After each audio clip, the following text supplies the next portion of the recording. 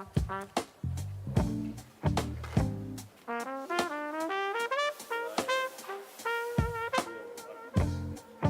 and Mary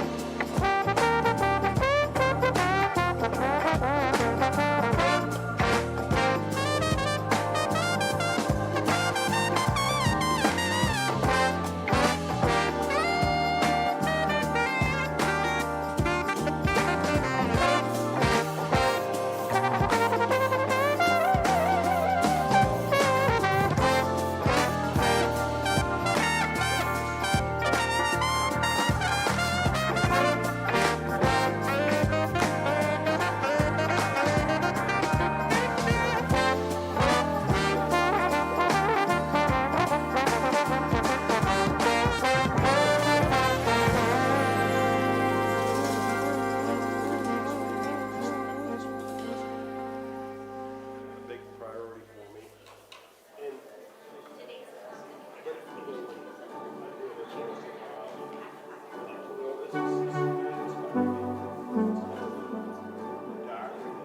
kids will have what I call a school. So the lady is injuries.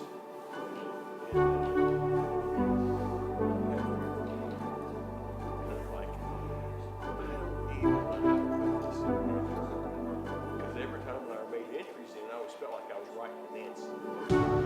So I just quit.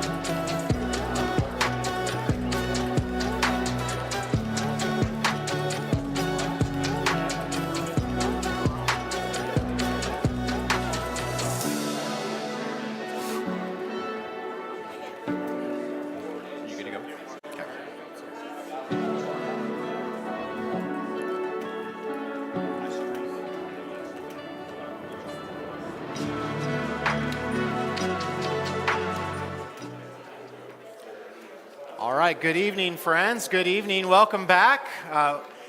Sorry about missing last week. About 3 o'clock in the morning, I woke up and I had a 103-degree fever, and kind of knew at that point I needed to, call it a day. And so, first time I've canceled class at Ozark, and I think my career there, so 11 years there, and first time I've had to cancel here. So, thanks for your patience. It's great. One of the things great about this place is that I didn't call Scott at 3 a.m., but I can email Scott Insbinger at 3 a.m., say, I don't think I'm going to make it tonight. By 8:30 a.m., he had already talked to Elijah, and Elijah was able to fill in, and I'm grateful for that. Sometimes a bit envious of the fact that, your substitute teacher is someone like Elijah. It was a little bit unfair, though, to you all that he started with a test, right? Because I said, there's not going to be a test in this class. And the first thing he did last week when he showed up, because I watched it on the video, is he said, so what have you been learning? And I could tell there was a little bit of nervousness in the room about that test. Yeah, you all passed. Just to let you know, the class passed. I couldn't see who answered, but for those of you who cheated off of your handout and answered, congratulations. You passed. You all did very well. We are going to pick up on a few stories out of lesson number 3 because Elijah didn't get through all of them. And he called, he's like, I'm sorry, we only got to Nicodemus and that story. And that's fine. We have a bit of time to have as a buffer for this week so that we can try to get back into lesson number 3 and then move on into, hopefully where we get to is just introducing John chapter 6 by the time we get done with our time together. At the beginning of each of your handout, I am building the outline I gave you in lesson number 1. And what I'm hoping is that as we review this, it will help in a couple ways. Number 1, it'll help review where have we been. Number 2, it'll help you begin to build a framework of how John holds together. And I know that may be overly idealistic for you to memorize an outline. And that's okay if you don't. But some of the big key concepts, when you come back to them, I'd love for you to go, oh yeah, I kind of remember how some of this fits together. And so you can notice on both of your lessons, whether it's lesson 4 or lesson 3, doesn't matter, that we started with the prologue, and in the beginning was the Word was with God. We had this great cosmic vision of Jesus, who is the creator, and he's also the one who's bringing new creation or recreation. Right? He's bringing life into our darkness. So the prologue, chapter 1, verses 1 through 18. Then in the second week, we talked about a number of firsts, and we hold these together. The first witness, John the Baptist. The first week, day 1, and then the next day, and then the next day. And in that first week, the first disciples, and then the first sign, the first miracle of turning water to wine. So a number of firsts in chapter 1 and in chapter 2. Then in chapter 3 and 4, this is where we are today, and then we'll peek ahead. Chapter 3 and 4, you discover 4 people who encounter Jesus. They're not the only people who encounter Jesus, but you discover 4 people who encounter Jesus. And each of them comes to Jesus in their own unique way, with their own unique set of needs to be able to walk away and believe. This is one of the things of many that I love about Jesus, is that when I come to Jesus, he allows me to come as I am. Oh, sounds like a song, right? He allows me to come to him as I am, and he doesn't want to leave me there, but he allows me to come with my fears and my doubts and my life and my guilt and my shame and some of even my needs as I come to him. And it becomes this custom encounter with Jesus. And then as I leave, often he wants something to change, a decision of some kind. And so last week you talked about Nicodemus. It's really the second time we've talked about it because of Sunday morning sermons. And you learned this, that Nicodemus was challenged to come into the light as a disciple, to believe. And there's kind of this shadow that hangs over Nicodemus at this point in the story, in chapter 3. Will Nicodemus come to a place of belief? And I'm just going to suggest to you that throughout John's gospel, that's a little bit of a mystery to me. That I don't know that we ever know the full story of Nicodemus. Can I give you a trajectory of what we see from him? A little bit later, we're going to come back to Nicodemus, and he's going to stand up for Jesus in a court trial with the Jewish leaders. Now, it's not going to be out in the open, but he's just going to say this. He's going to say, doesn't the law require us to have a trial for a person before he's declared guilty? It looks like he's standing up for Jesus, but it's not super clear and out in the open. And then at the end of the book of John, Nicodemus, with another wealthy man named Joseph of Arimathea, is going to ask for Jesus' body and then participate in burying Jesus' body. And it's there that John says about Joseph of Arimathea, he was a secret disciple. Now you might ask, can you be a secret disciple of Jesus? Now maybe it's for self-preservation that he's a secret disciple. Maybe it's because he's still trying to figure things out. But Nicodemus is with him, the secret disciple, and John reminds us, remember Nicodemus? Remember Nick? He came to Jesus at night. Nick at night is his nickname. And so there is a question that hangs with Nicodemus all the way to the end. Will he ever come into the light?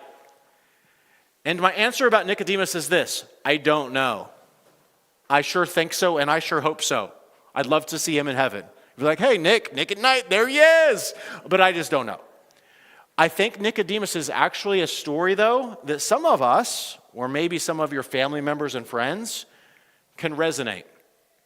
If I come to Jesus, if I come into the light and become a public disciple of his, it might cost me my job. It might cost me my reputation. It might cost me my platform, my title as teacher, or whatever that is.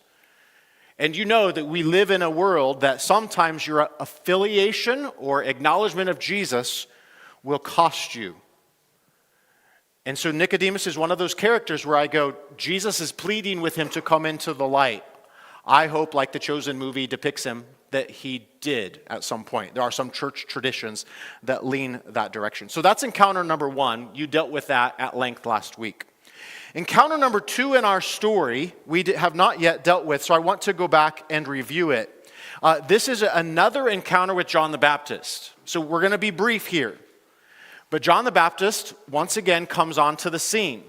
And this time, John is baptizing in a place where there is enough water, much water. It could be translated a couple different ways.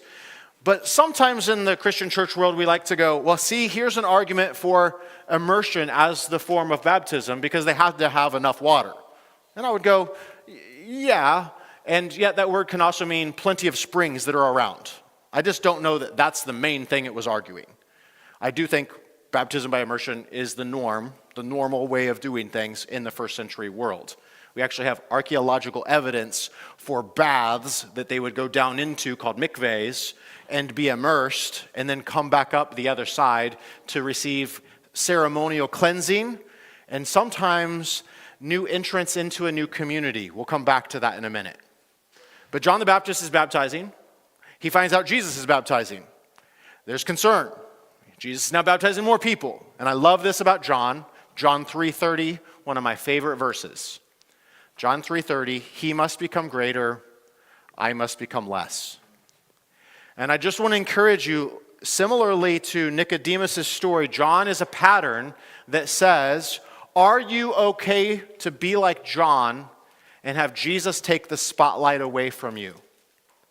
And are you okay to just be a groomsman, or a wedding party person, rather than the main person in the wedding?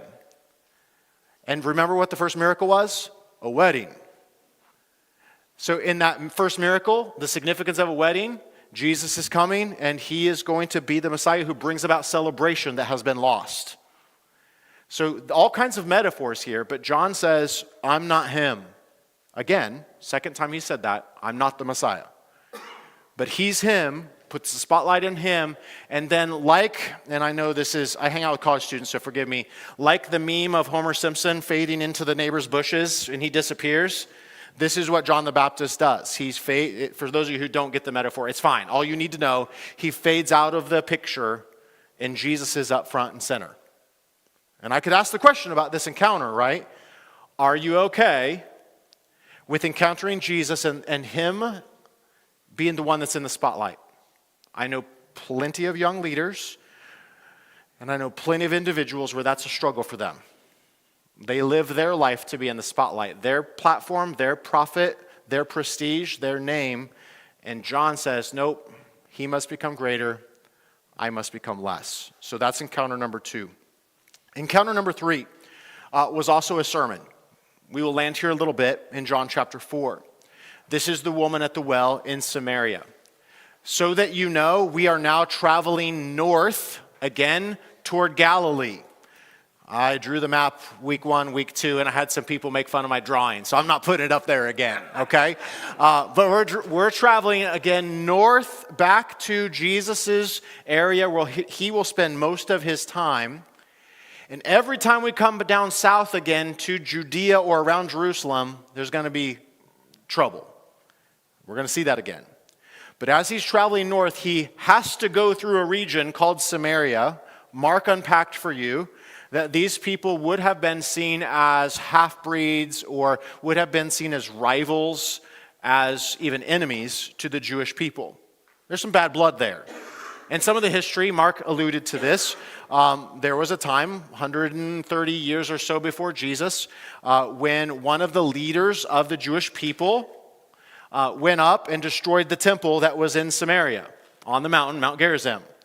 This is the mountain that's in the background. Can you kind of picture this scene? Up behind is this remnants of this temple that was destroyed by the people in Jerusalem.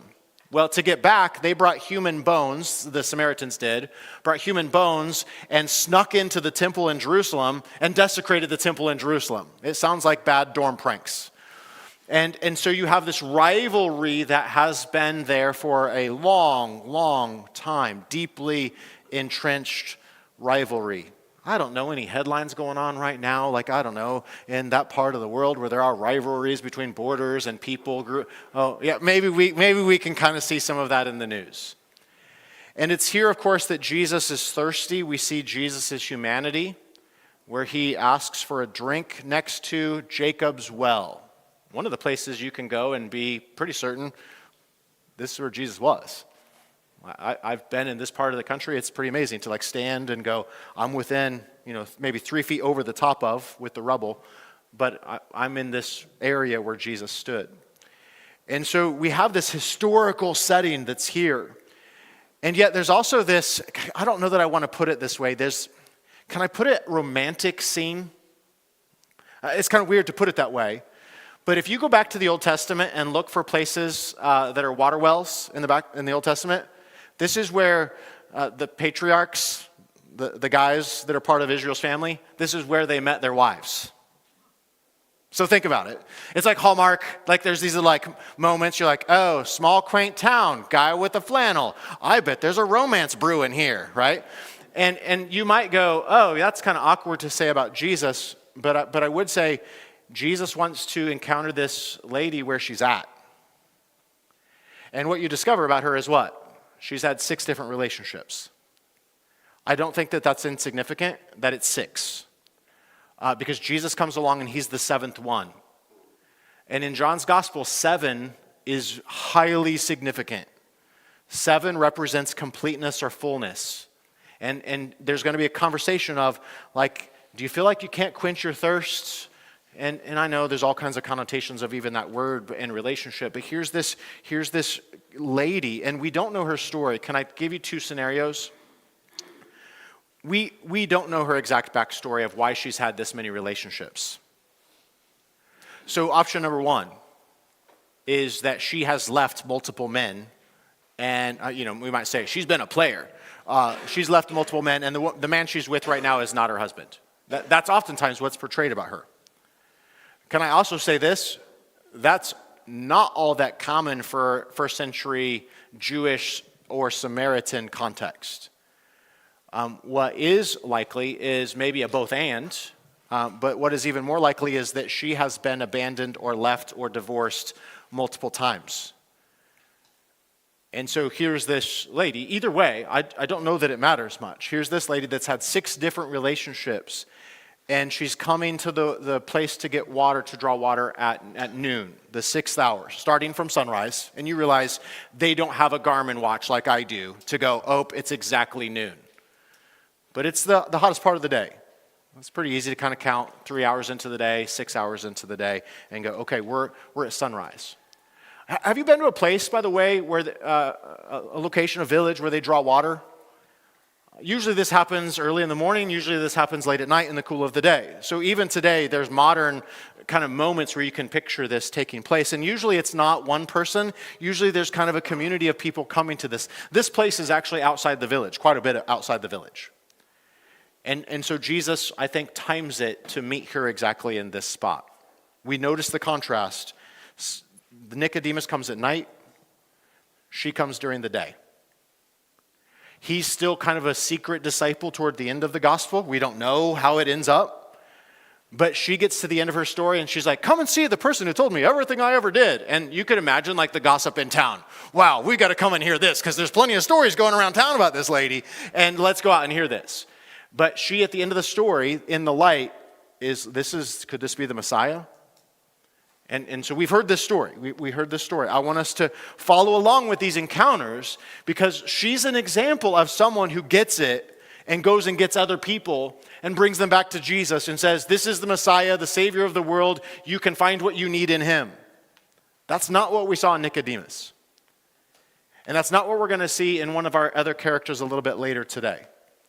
She is seen as someone who is an ideal disciple who's saying, I'm not perfect, I don't have everything, but Jesus is the seventh one. He's the one that I'm looking for. And we could give all kinds of illustrations about like having a need, for instance, like for bread or for water. You've heard the story of the guy who was hiking. I think it was it was like a 10-day hike, and he got stranded above a cliff. You could see the river down below, but he couldn't get down to the river.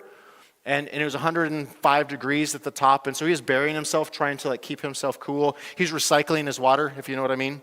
He's recycling his own water, and finally was so desperate to get to the water that's at the bottom of this cliff that he just rolled off the side of the cliff and just tried to land on each little ledge on the way down, right? So, bag of potatoes, finally gets to the bottom, and can you imagine the water? This is what living water, moving, non-stagnant water. He leads me beside the still water. This is what Jesus is offering this lady, and it's what she finds in him. And John pictures her as a disciple who finds in Jesus what they were looking for. And I just want to encourage us as we review these, that is one of the pictures that we have of us encountering Jesus. He is the real thing that I've been looking for all along. It's not in a relationship. It's not in more money. It's not in a career. It's in this man who's traveling through town. All right, then we come to number 4. And I know I'm speeding through the last part of lesson number 3 to catch us up. But I want to slow back down because we did not cover this in the Sunday morning sessions. John chapter 4, starting in the text of verse 46, we actually come to, and I need to flip my hand out one more time, sorry. There we go. We come to a man that's known as the official's son. And the word official there is interesting. The root of that word can mean king's official. So maybe some of your translations say royal official. And this man may be a Gentile. We don't know. A couple other things that may be true of him. He may be one of Herod's officials. Thus, a royal official. That's the root of that word, is a king's official. It's interesting to me that in Luke's gospel, we actually learn of a woman, a wife of Chuza, who supports financially Jesus' ministry, and her husband is a royal official in Herod's court. I don't know if this is him. If this is him, though, it makes a whole lot of sense why in Luke's gospel, if it's him, why we have this lady financing Jesus' ministry, if it's her son that's healed. I just don't know. But it's a royal official. It's one of them. And this father is, and here I will draw a map. This father is on the northern side of the Sea of Galilee. So water, yay, you can make fun of me for my map again. Okay? Jesus is up in Cana, and by up, I mean about 1,000 feet up in elevation. I don't mean north. Every time, by the way, Jesus goes up to Jerusalem, it's talking about climbing in elevation, not north on the map. That's why he goes up to Jerusalem by going south, which is weird for us. But this father lives here and is going to go up to Cana, 1,000 feet in elevation. For those of you who hike, you know it's not all that much. But notice it's about 18 to 20 miles. And when I was in Cana, I was at a spot that traditionally is the spot where these two encountered. We don't know for sure on this. But this story just struck me there. Here's the reason why. My son, who was quite a bit younger at the time, he's now a freshman in high school, my son has a severe allergy to fish. And one time I was out traveling, and my wife didn't know this. He was a toddler, fed him tilapia. We ate fish quite a bit as a family, and he had an anaphylactic reaction. So she had to take him to the hospital, and he's a freshman. He's fine. But about that same time, I was traveling in Guatemala, and another kid who had an allergy to nuts ate a brownie with nuts in them, did not have his EpiPen. And he was not part of our group, but for some reason, I was one of the people who took action. That's kind of my personality. And we rushed him, had to drive him down a mountain pass to try to find him a hospital that had an EpiPen. He was hyperventilating as much as he was anaphylactic. But as I held on to this sweaty boy's, panicking boy's head, struggling to breathe, I couldn't help but picture my own son, who at that time was pretty young. And it was just like this forecast of desperation of like, what if this was my boy? I had that same reaction when I was in Cana with this dad. In this place where he met him. 18 to 20 miles of desperation to find healing for his son. 1,000-foot climb in elevation. And I remember just feeling this. I would do the same thing 100 times over. I know I would. And that encounter for me caused this human experience to be very, very personal. Right? So Jesus is in the same town, and it's the place of the first miracle. Do you think word's gotten around about Jesus? Of course it has. And so we have this dynamic where this man in Capernaum has a son who is ill. He hears that Jesus is up in Galilee again, and so he asks him to come back down, so come back down in elevation, and heal his son. Because his son was at the point of death. And Jesus says, unless you see signs and wonders, you'll not believe. The official said to him, "Sir, come down before my son dies." You hear the desperation in his voice. Verse 50, Jesus said to him, "Go, your son will live." Pause. Here's what I want you to do. You're the parent in that scene, and Jesus says, take that 20-mile walk back. It's going to take you all day. It's a full day trucking. I mean, you typically would walk maybe 20 miles in a fast day by yourself. So you're going back downhill. What's going through your mind is my question for your table, okay? You're a father. Jesus says, go, your son will live. You haven't seen it yet, okay? What's going through your mind? Go, your table's around you. Just about a minute or two. What's going through your mind?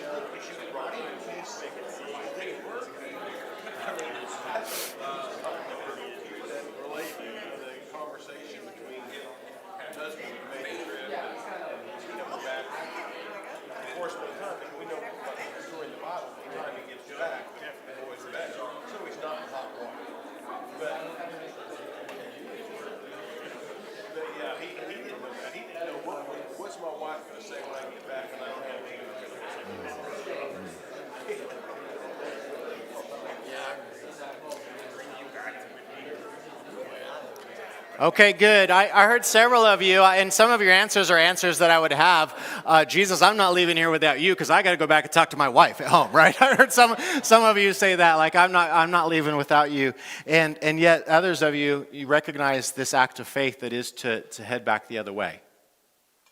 And that, I want you to hear, that's one of the things that John is. He could have picked out a number of stories.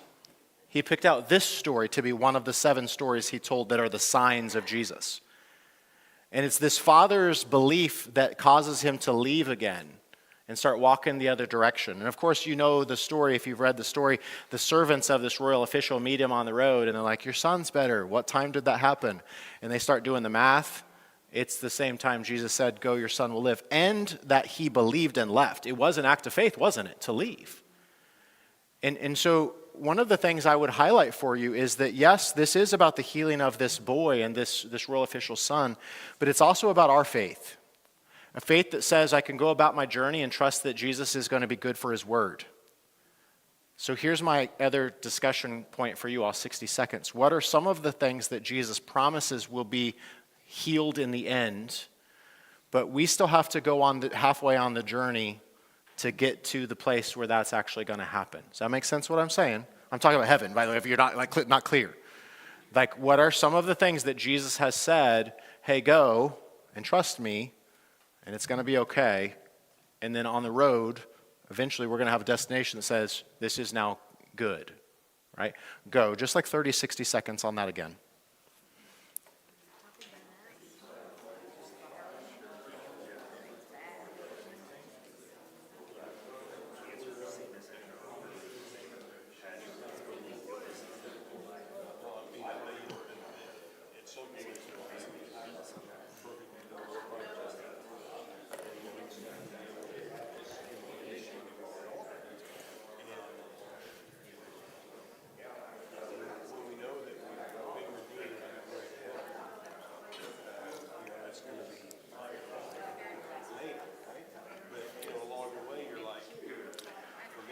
I will say this again.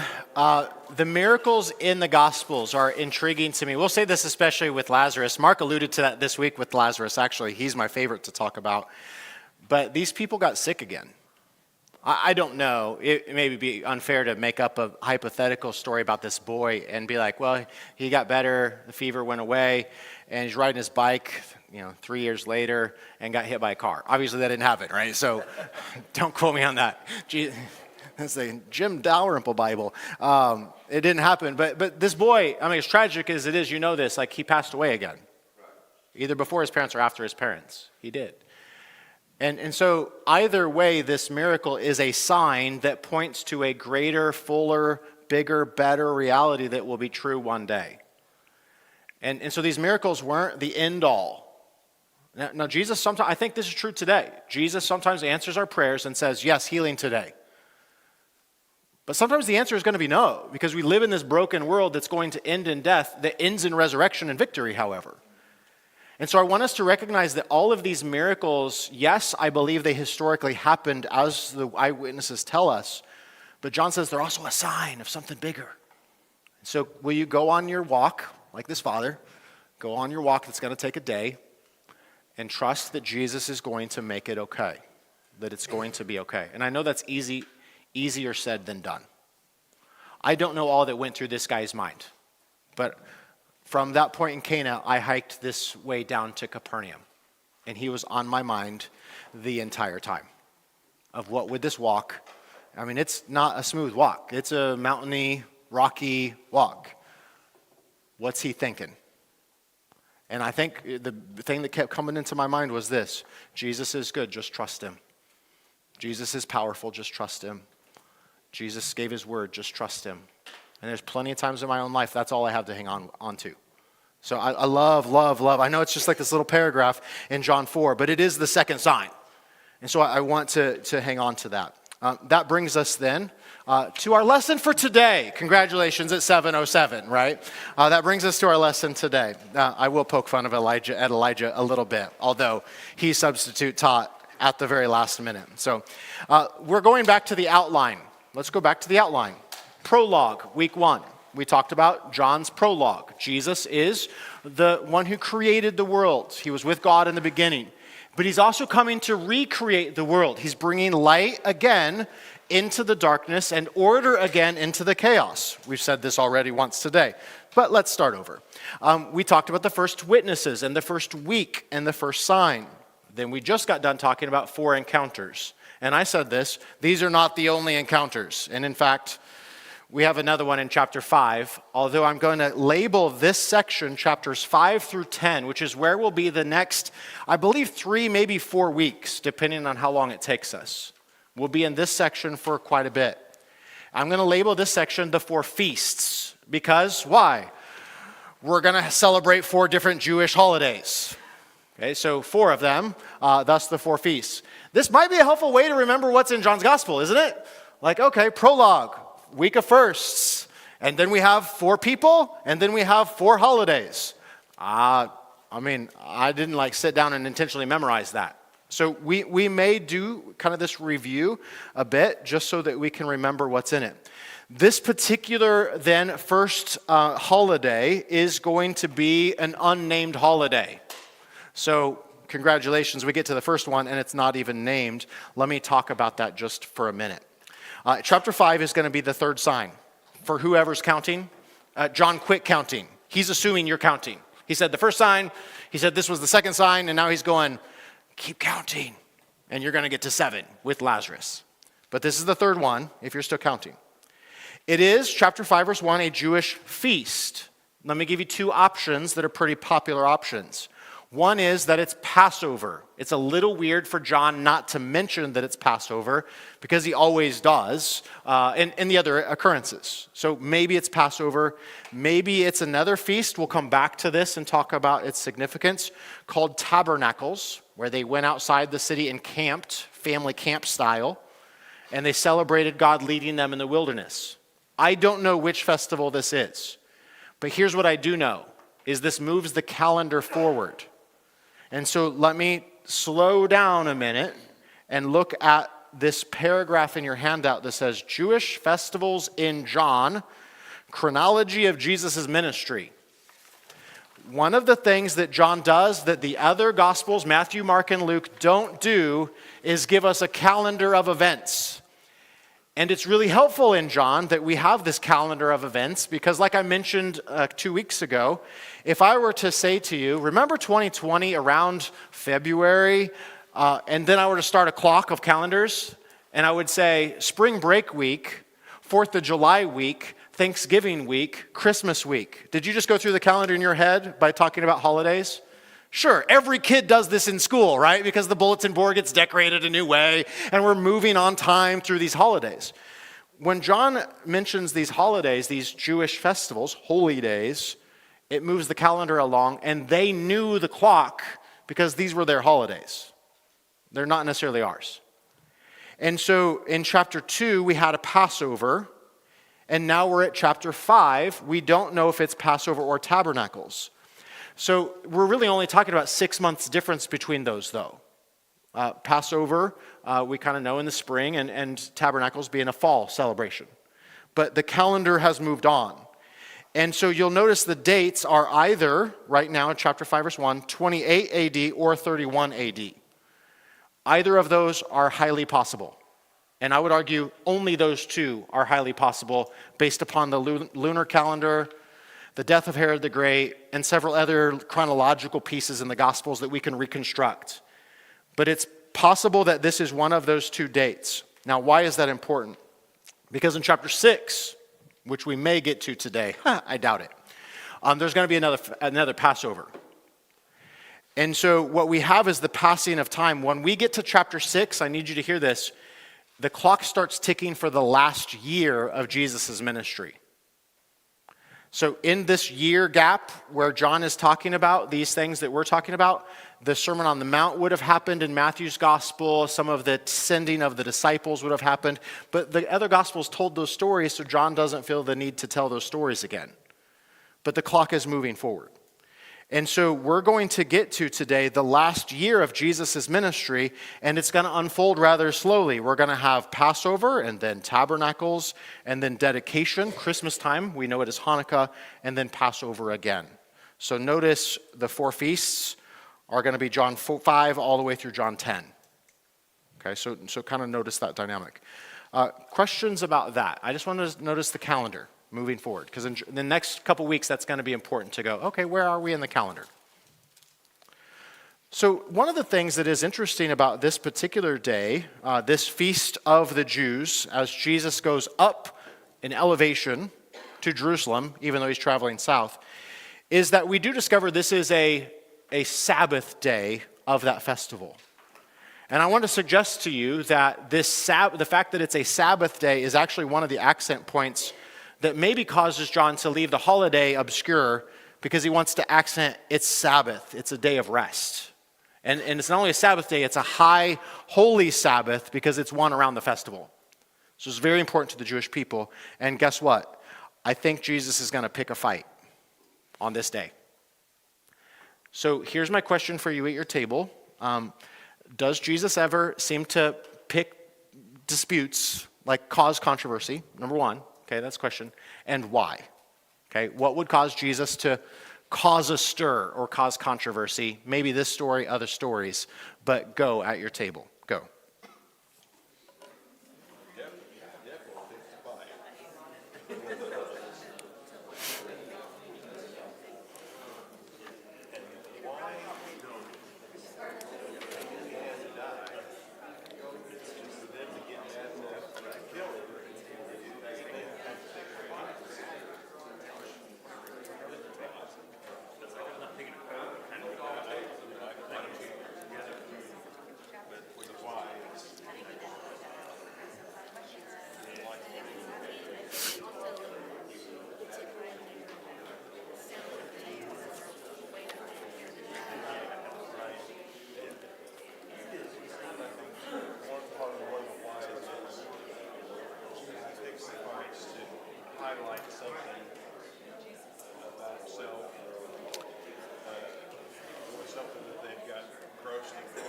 So I've heard several stories, some of you talking about him flipping tables in the temple, which Elijah alluded to this last week. I believe Jesus did that twice. I believe he did it at the beginning of his ministry and at the end of his ministry. And he looks like a prophet who is carrying out an action that we might call it a protest, but it's what a prophet does when they're given a symbol, right? A symbol of something that is going to be a warning or a judgment.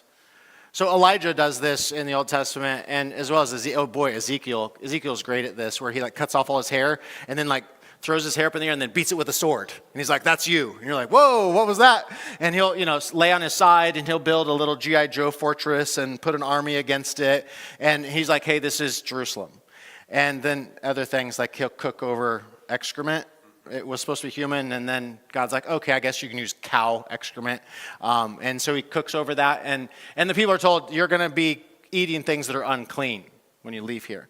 So prophets did things like this. They did things to symbolize a warning or a judgment, and so that's true of Jesus. I want to say this about Jesus. He speaks an awful lot like a prophet that's giving warning, but is also calling out things that are not true. And one of the things that I want to argue to somewhat clarify and simplify this opening story in chapter 5 that Mark dealt with, so we don't need to dive into all the details, is that one of the things that Jesus wants for us, for you, for this man, is rest. And the Jewish leaders in this time have turned Sabbath into something that we do rather than something that we can be in God. And so Sabbath is oftentimes seen as not only a symbol of rest, of creation, right? On the seventh day, God rested. But it's also meant to be a symbol of prioritization of God, that he is a part of our lives and a part of our camp and a part of our world. But as the Jewish people waited for the Messiah, one of the things that was also true is that they waited for this rest that the Messiah would bring. And the Sabbath was like this symbol of this bigger, fuller thing, that the Messiah would bring rest to his people. Think about it, they were slaves in Egypt. What's the one thing they didn't get? Rest. And so when God says, "I want you to rest," they're like, "We get to rest? Yes, this is for you, right? As my people, I redeemed you for this." And so rest is this symbol of the redemption or the freedom and the promised land that God has brought them into. And so kind of a third category of symbolism here is that new creation is what? Heaven is going to be Sabbath rest, the great Sabbath rest. We get to rest. I love days of rest. I don't know that we take these as much as God would want to give them to us, a gift. right? But it's for you, right? This is a gift for you. Jesus says, I'm Lord of the Sabbath, but it was created for you, right? You weren't created for the Sabbath. It's a gift for you. God wants you to dwell in this rest that's a symbol, like this symbolism of the healing of the boy symbolizes ultimate healing. Sabbath is this hint of this greater reality that God wants for us, which is ultimate true rest. One of the things I look forward to in new creation that I think is a part of the vision of new creation is just this concept of rest all the time. Like the Sabbath is actually just like the norm. And that does not mean that we won't have opportunities in the new creation to build and explore and go and walk and journey and worship and all of these things. But that we can do those in an ultimate rest and prioritization of God. Like that's this vision. So the expectation was the Messiah would bring this kind of rest. And Jesus is calling out the opposite of that heart. And he's doing this through healing. Someone who needs rest is healed on a Sabbath, and the Jewish leaders get mad about it. Like, there's the irony of that. And in fact, in the Synoptic Gospels, it's intriguing, other stories that happen on the Sabbath. It's the same day that Jesus heals someone on the Sabbath, and like, you know what we ought to do? We ought to have a meeting. This sounds like us, right? Like, we ought to have a meeting. And at that meeting, guess what they decide to do? Destroy Jesus. So wait a second. Because Jesus healed someone on the Sabbath, you decide to go to work and have a meeting to decide to kill Jesus. So he's exposing this heart. Now, what's intriguing to me about this guy is that like Mark said this week, this guy doesn't really do anything. And in fact, I don't know that he's like all that great of a response to Jesus' healing. Like, go, otherwise something worse is going to happen to you. Guess where he goes? To the Jewish leaders. I was like, I guess it was Jesus who healed me. And it gets Jesus into worse trouble. Now, there's another guy that's going to be healed in John 9. We'll come to him later. And it's actually going to be a similar story. His parents are going to be called in. He's going to be called to court. Who did this? And he's going to have the opposite, more of a positive reaction when it comes to just, oh, Jesus must be the Messiah. This guy seems to not have some of that positive. And so there seems to be a little bit of a warning here even for this guy. But there is this dynamic that's the focus on Jesus. Jesus brings rest when there's no rest. He's been lame for 38 years. That's depending on how you see Jesus' incarnational age, so age while he's human, that's older than Jesus has the story of Mary and Joseph. Okay, so it's been a bit. And yet Jesus predates him. Can we just acknowledge that? So this guy's been there for a bit. And that question haunts us, right? Do you want to get well? And some of the superstitions around this, Mark alluded to them, some of the superstitions, even one of the verses that's in the kind of footnote that may not have been original, but is likely originally one of the rumors, the myths about this place, is that Jesus uses all of that to show, I bring rest on the Sabbath. Now, I don't know about this, but here's the detail Mark wasn't able to get into. This pool, archaeologically, is on the northern side of the temple, and there's a number of scholars that argue that this is where they washed the sheep that were coming in for sacrifice, which is intriguing to me. A couple of different reasons why. If there are superstitions about this place, it makes a lot of sense to me. One of the reasons why these superstitions would have been taking place. One would be you have these sheep coming in for sacrifice that are being washed off right there, and you have water that's there. Could it be that some people are coming in going, I can't go into the temple because I'm lame, but can I get as close as I possibly can to the sacrifice and kind of this ability that God has to bring restoration and healing? That makes sense to me. There may have also been some sort of, we might talk about like Yellowstone when it comes to fissures and features that would cause the water to stir. And there may have been some superstitions that would be outside of what we would consider kosher that would have caused these superstitions. Either way, I think Jesus uses all of that context to show this very fact, right? I'm willing to work on the day of rest so that you can have rest. And he uses other illustrations other places. If you had an animal that fell into a hole, would you work on the Sabbath to bring life to that animal? And Jesus is talking about healing, isn't he? Like you would work to bring healing because the day is a day of rest, and you're bringing about rest. So I want us to hear that there's this virtue of rest that hangs over the story that says, no, Jesus wants to kind of highlight the nature of this day, this holy day, which is the Sabbath, and yet the Jews are going to turn around and persecute Jesus on this very day. So that brings us then to verse 18, which is where Mark left off in the sermon, where the Jews are seeking all the more to kill Jesus because he's breaking the Sabbath. He's calling God the Father, and he's, notice this, making himself equal with God. They're going to pick up on it pretty quick that Jesus is claiming to be Yahweh. Why? He works on the Sabbath. He is going to say things like, I am the, fill in the blank. And you're going to notice that this only continues to pick up as we get closer to Jerusalem again and again, but closer to the trial that takes place in Jerusalem.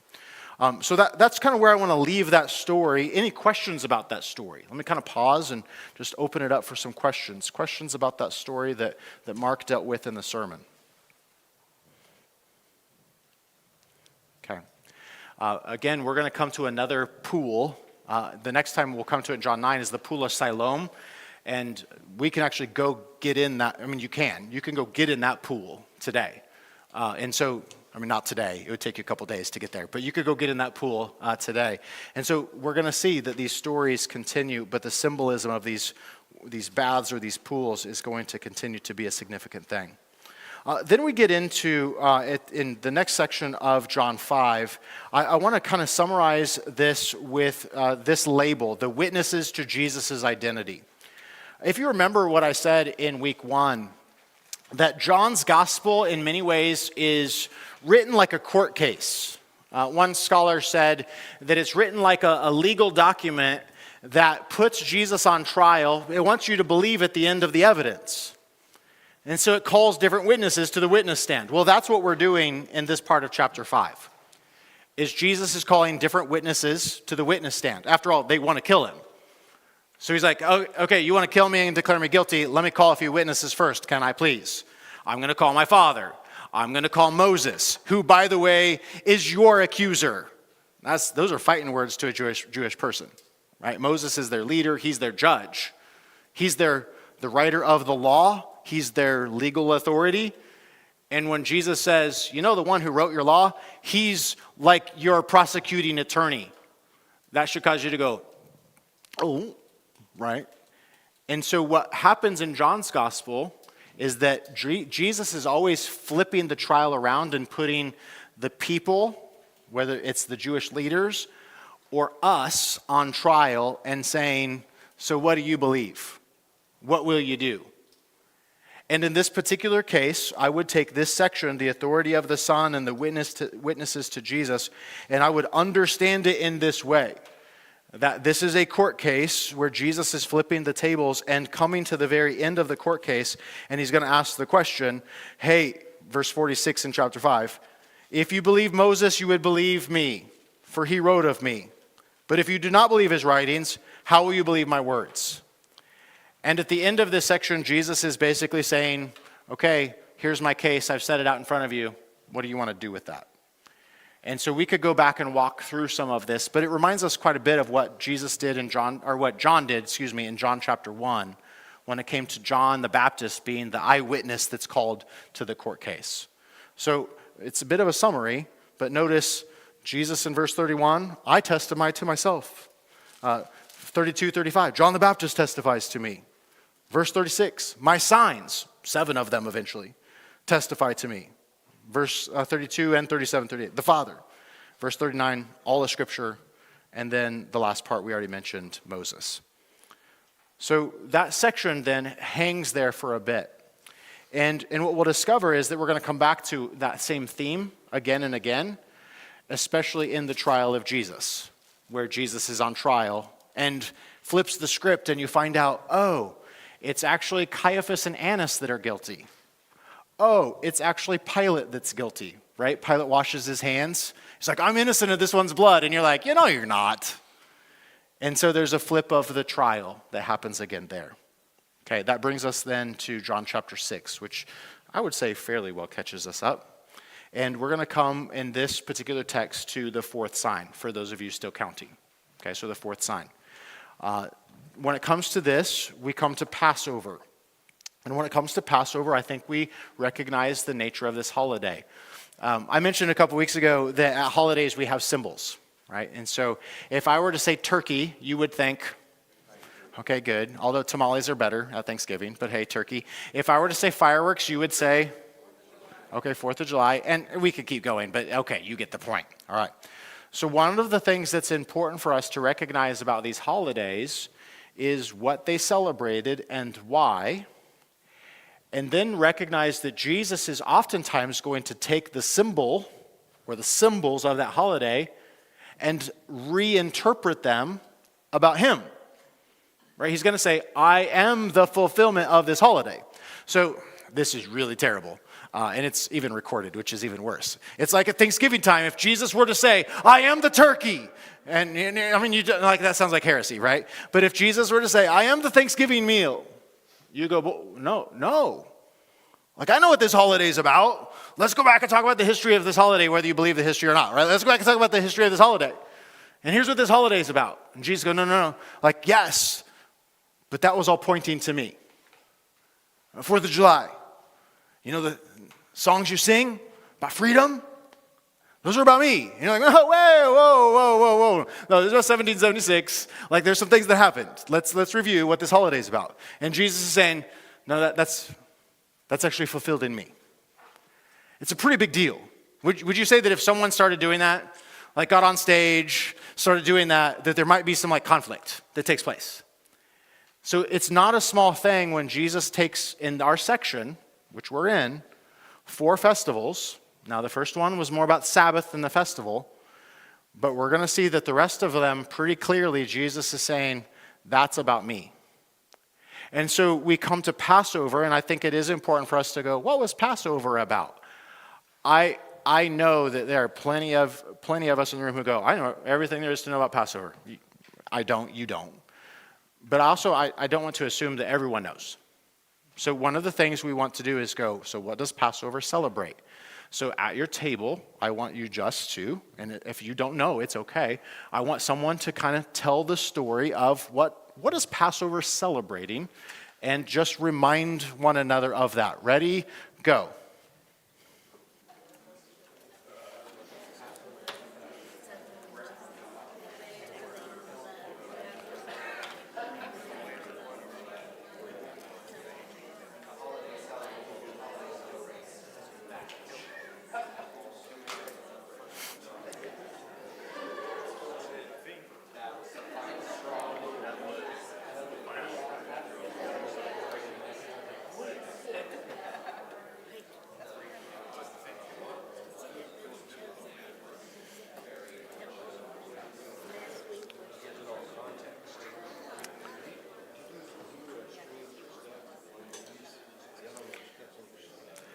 Okay, there are obviously layers of this that we could talk about. We could talk about the fact that it's we could maybe say freedom festival, right? It's a festival of freedom to where they celebrated the passing over of the angel of death and their ability then to leave Egypt and walk through the wilderness and find their way into the promised land. It's a freedom festival that God set them free from Egypt, that God used Moses, the plagues, and the full story.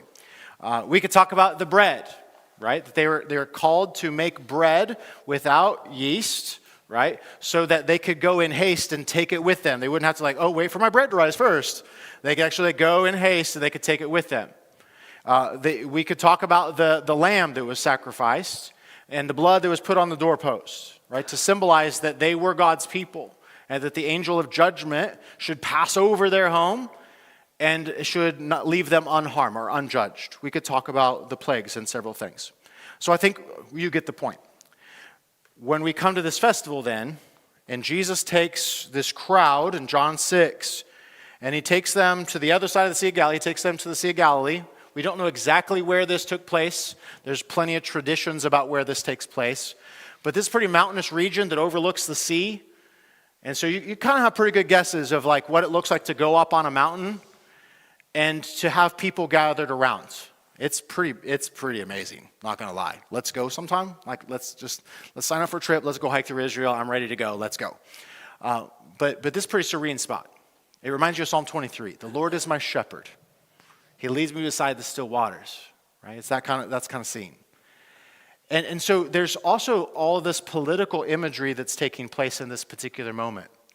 You have a large crowd gathered in the wilderness that is now going to be fed by someone who is clearly claiming to be the Messiah. Think about the implications of this. If you wanted to start a rebellion with an army, one of the things you need is people. What's one of the other things you need? Well, you might say like weapons, but you need to be able to feed them. We now have like the ability to feed a massive army without anything on the go. Now, I know that doesn't mean a ton to us, but in the ancient world, that's a pretty big deal. And you have echoes of Moses feeding the people. Now, you know that it's not Moses. It's God feeding the people in the wilderness. You have echoes of that. And you have all kinds of rumors circulating. John the Baptist had a massive group of people out in the wilderness. We've just come from him. And a number of those people have started following Jesus. There was already concerns about John the Baptist that he might start a rebellion. And so you have all of these implications, very political connotations taking place. But I want to talk about these 7 layers. My wife makes 7-layer bean dip. Let's talk about these 7 layers of significance of this story. Okay. Number 1 is the human need. Sorry for the bean dip analogy. It's getting late. Okay. Number 1 is human need. People get hungry. Amen? Amen. They get hungry. Jesus meets their needs. And we're going to come back to this story next week, but we want to introduce it today. Number 2, Jewish history and symbol. We've already alluded to this. Moses, wilderness, bread, feeding the people. Right? It is the Messiah who's going to come and be able to do the same kinds of things that Moses did. Why is it all 4 Gospels have this story when very rarely, other than the Passion narratives, the crucifixion and the resurrection, why is it that very rarely do all 4 Gospels have the same story? Well, there's plenty of stories to tell, but all 4 of them tell this story. Why? I think this is one of the stories that crystallizes in people's mind, Jesus is claiming to be the Messiah. So all 4 Gospels tell the story. It's a very clear imagery for them. So at number 3, it meets their expectations of what the Messiah was going to do with the people. He's going to meet their needs. He's going to feed them. He's going to do the miraculous like Moses did out in the wilderness. It's on a mountain. Where did Moses encounter God? On a mountain. So these are significant things. So number 4, it's theological. God feeds his people. Jesus is an extension. He is feeding his people. Jesus is God. He's doing what God does. It's number 5, it's political. This is Rome's job to feed the people bread. This is the king's job. Jesus is doing this. It's political in its statement of he's coming to gather a people around him, a kingdom around him. So it would have been seen as political. Number 6, the timing. This is moving us into the final year of Jesus' ministry. The next Passover will be the Passover, where Jesus sits down with his disciples and they break bread. Right? So this is very much starting a clock for us. And when it comes to the timing, his popularity has grown, but the conflict has grown, and we're in this final 3rd year with the inauguration of this miracle. And then number 7 is where I want to land a little bit for the last few minutes of our time together. And again, we'll come back to John 6. There's a lot here. But I want us to notice discipleship. These 3 things. Jesus invites the disciples to participate in the work. Did he need them to? No, he could have distributed the bread on his own. Guess what he does? He invites them to participate in this work. Does Jesus invite you, does he invite disciples to participate in him feeding people what they need? Yes. And in fact, I would suggest to you that if you're a disciple that is not participating in meeting needs on Jesus' behalf, then you're probably stunting your growth as a disciple. Because one of the ways you grow as a disciple is by feeding people on behalf of Jesus and with Jesus' power. I know you don't have what it takes. Neither did they. You don't have the bread of life. He does. But he invites you to participate in that. Letter B, little is much. We talk about the school lunch that's here. Jesus takes what is available and he uses it for his purposes. If he can do that with his school lunch, do you think he can do this with you? I know these things are said. And yet, I also know that we sometimes call it into question. I don't know enough. I don't know all of the answers. I could promise you 2 degrees later, and having been a senior minister for 10 years and a professor for 11 years, you will never know enough to feel like you know enough, to stand up and feed other people and to just try. We are always little boys with school lunches saying, this is all that I have. We are always the disciples saying, we don't have what it takes. You know, a year's worth of wages would not even pay for that. We never have enough. And he invites us to participate, and little is always much in the hands of Jesus when he breaks bread and asks God to bless it. Here's the third thing. It's always daily bread. God is a God of daily bread. I mean, maybe you can ask him. I think it makes sense. But God does not always supply everything that we need for 3 weeks from now. Sometimes it's just enough for today. And he wants us to trust him tomorrow. And he wants us to trust him the next day. And he wants us to trust him the next day and depend upon him the next day. And so they get enough for daily bread, and yet like this crowd, I also know this, they come back and they're wanting more literal bread. And Jesus was like, no, it was actually about me.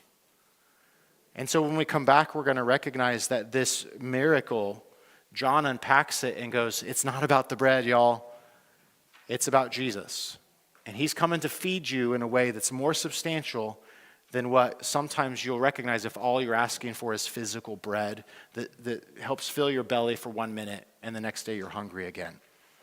So let me talk about the last 2 things then during the last minute or so. Notice in this particular miracle that we have leftovers. That is somewhat significant because when the Messiah comes, he brings abundance. And in fact, what we have is we have 12 baskets of leftover, a leftover with every one of the disciples that is there, and the crowd is left satisfied. I think this is a picture of the Messiah, like the wedding. Remember how you saved the best wine till last? Remember that symbolism? And it's the symbolism that the Messiah comes and brings this celebration of relationship that restores what was lost. Same thing here. There's plenty, there's leftover, everyone's had their fill. I do find the number 12 significant because the number 12 is an echo of the Old Testament, 12 tribes. That's why Jesus chose 12 apostles, 12 disciples. It's a symbol as you weigh the number, and the number represents all of God's people. Like all of God's people are fed. Here's what's intriguing to me. In the Synoptic Gospels, Mark is going to talk about another feeding of 4,000 people. And in that gospel, a different number of baskets is picked up. And there's almost like a second little story because the disciples don't know how he's going to do it. They're like, how are you going to feed these people? And you're like, wait, didn't you see the feeding of the 5,000? Here's the catch. The feeding of the 4,000 happens with Gentiles and outsiders. And they don't expect the Messiah to feed Gentiles. They expect him to feed just the Jewish people. And so when the baskets are picked up there, the number there is somewhat symbolic of all of the nations, like we might talk about, like the 4 corners of the world. And I just find it intriguing that in both of these miracles, we have the Messiah coming to do what the Jewish people expect him to do, but also what they don't expect him to do, which is to feed their enemies. And the disciples, guess what? Are invited to participate in feeding their enemies. And that's intriguing to me as we look at this. So what do they want to do? This is a very clear image, chapter 6, verse 15. They want to make Jesus the king by force. But that's not the kind of king he is. So when we come back, what we're going to pick up on is that theme, and we're going to pick up on this theme of bread. You know, maybe we'll bring, breadsticks from Olive Garden or Fazoli's or something and fill the room with the smell of bread. But we'll talk about this idea of bread and the significance of this. But you know this, bread is just so common and yet so essential. Does your relationship, Jesus, sometimes remind you of bread? Sometimes like, yeah, it's just bread, daily bread, daily bread. But daily bread can sustain you, can't it? Might not be something to get excited about all the time. Sometimes it's ordinary, it's normal, but it's what you need. Maybe you're at that point in your discipleship where you've been with Jesus, walking with him, and you're like, oh, more manna, yay. And yet Jesus is going to be the one to sustain you through difficulty or through this long journey. That's what we're going to come back and talk about. Let me pray for us. We'll be done for this evening. Father, I thank you for the opportunity we have to crack open your word, to encounter Jesus, much like those we've already dealt with in the book of John. God, thank you for a Jesus that encounters us where we are, that speaks truth to our heart and our minds, to our world and the headlines. God, I pray that we might hear your Spirit whisper to us tonight some of the things that challenge us or that encourage us, that remind us. God, that would cause us to maybe even leave this place like the Father and walk forward in faith, knowing that it's going to be okay. God, may we be reminded that the things of this world will never sustain us and never fill us up, like the water at the woman at the well, or the bread here. That God, earthly water and earthly bread, that we're going to wake up and be needing them again. But God, you offer us through Jesus what we're really looking for, what will truly satisfy. And so help us to find that in him. We pray these things in Jesus' name. Amen. All right, have a good night. We'll see you next week.